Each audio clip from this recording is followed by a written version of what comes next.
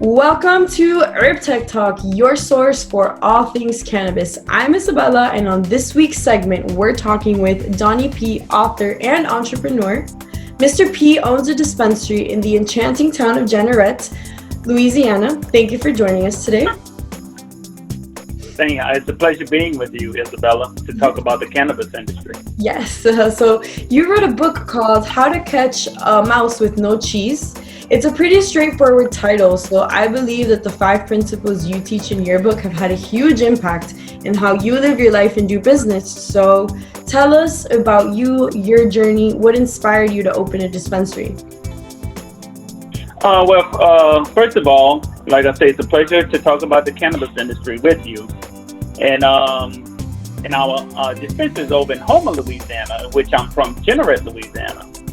So I started in business at least straight out of college, and I knew I had the entrepreneurship spirit.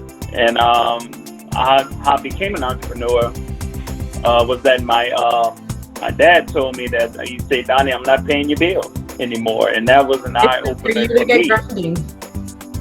Yeah, and that night I got on my knees and prayed. I asked God to start, help me out, because I had bills coming left and right, and I had to do something, man. So the very next morning, my entrepreneurship skills kicked in, and my family had owned like a mental health clinic, but they was getting out of business. So I took over the office supplies, and then I started my own business doing substance abuse counseling for kids, adolescent kids, in the school system, and that's how I made my first $1 million at 21 years old. Wow. So it was very. So wait, from what age did your dad tell you that it was time for you to grind your own gears and start making your own? And then how long did it take for you to get to that, that million at 21? I was at my senior year in college, so I was about to turn 21. So I was 20 years old. So Wow. And it was quite an eye opener to me. So but hey, everyone have a mission and journey in life, and that's how I started on out, man. So it's about paying bills, and it was about to repo my car at the time. Yeah, so it was a necessity. Necessity is the mother of creativity. No, creativity is the mother of necessity. I think that's how that saying goes. Yeah.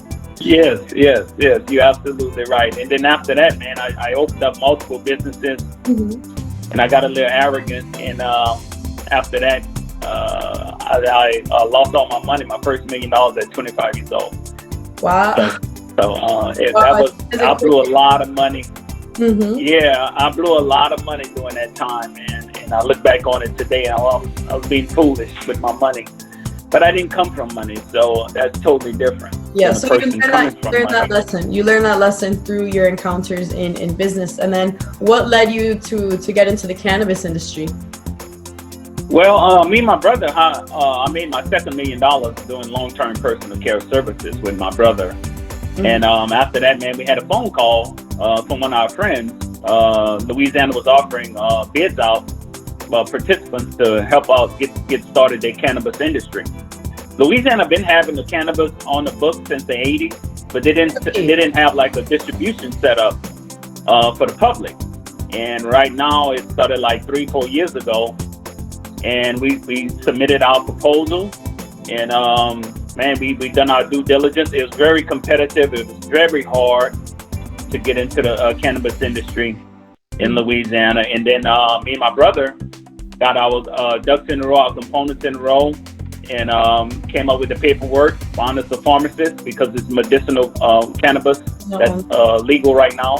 And I got the pharmacist, went before the board of pharmacists in Louisiana, and the very next week we got awarded our license. So Louisiana only issues like 10 licenses, but they only issued like 9. So they got one more to issue out, which they're going to issue real soon. And that's how we got into the cannabis industry, by chance.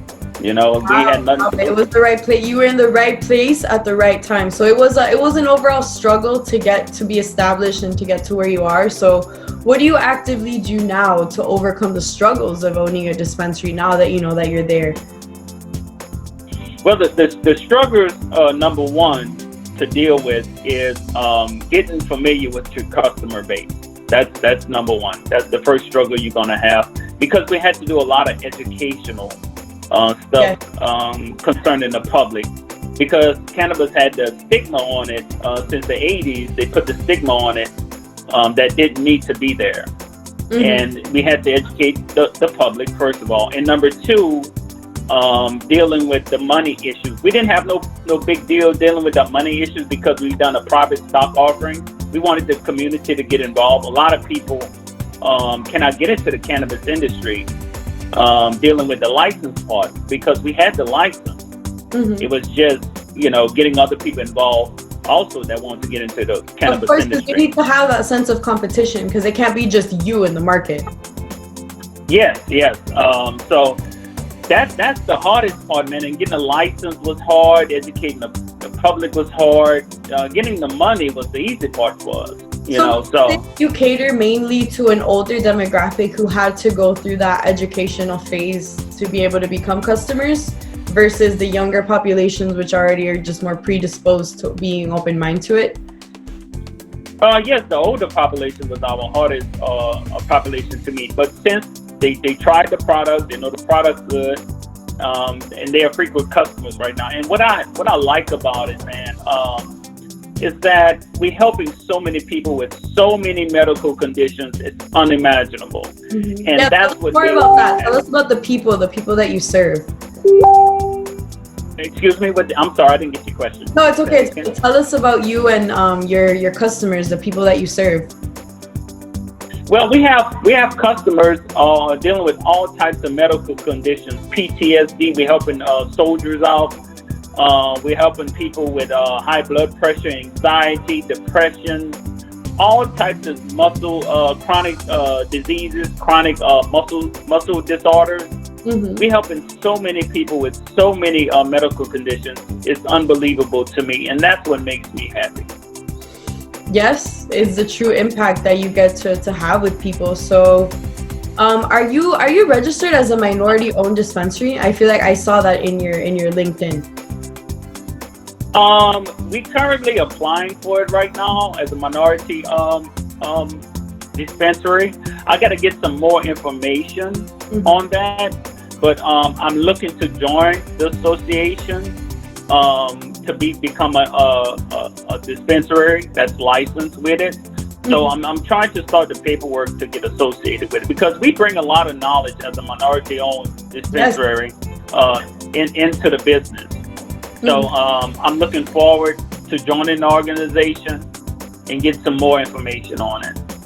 So what could you say could be done to strengthen the cannabis business community in Louisiana? What can be strengthened is getting more people knowledgeable about the product of what cannabis does for the body, because a lot of people don't know, and it's not their fault. So education portion of cannabis got to be real big, and it can be strengthened in Louisiana. Also, we need a good, it's a startup industry in Louisiana, and anything starting up, you have your hiccups over there, and we're just trying to overcome the hiccups right now. So we're going to get the hiccups all done and satisfied pretty soon, so we can give our customer base what they want. So once we get the hiccups out of the way, we'll be okay.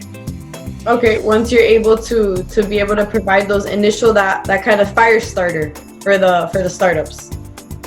Yes. It's in any brand new business, you're gonna have hookups, and it's a brand new industry in Louisiana. So we're working out the kinks right now.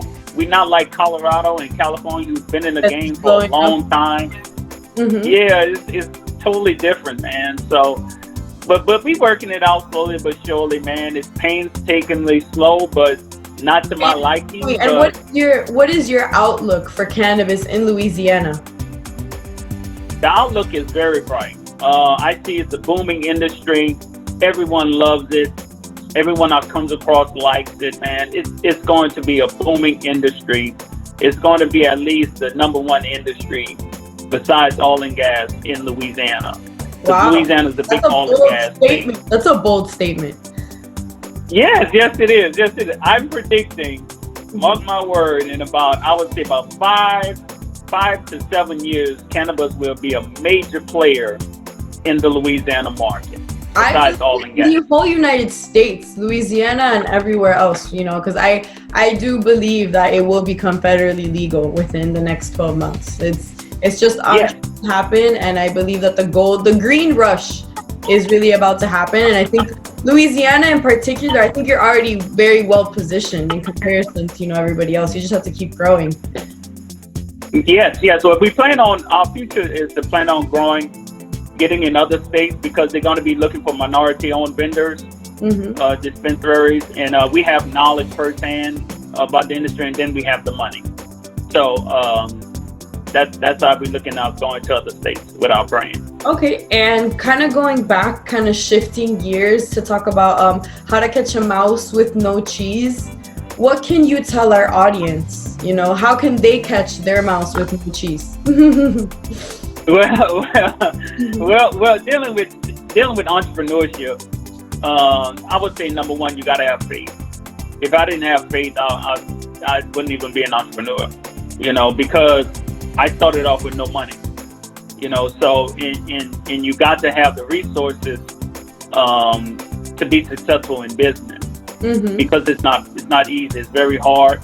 And I would say get to know your community. I've done a lot of promises out there. I kept my word on people, just gave me an opportunity, and I'll say, well, look, when I get paid from the state at the time, because I was billing Medicaid, I would pay you, they issue invoices, and I would pay the invoices on time. So that's the big part I would tell them, keep the faith and get to know people, meet people. Yeah, definitely Networking is very important, and I think platforms like LinkedIn is a great place for you to get out there, communicate your brand. Interviews like us. I mean, this is kind of the rollout. Like, we're kind of rolling out towards the end. Like, we're at the end phase of the interview. But yeah, doing interviews like this is how you can really connect with people, because the things that we're talking here between you and I offer a lot of value to people who are coming up, who do want to start their own businesses. Like, you are a live testimonial.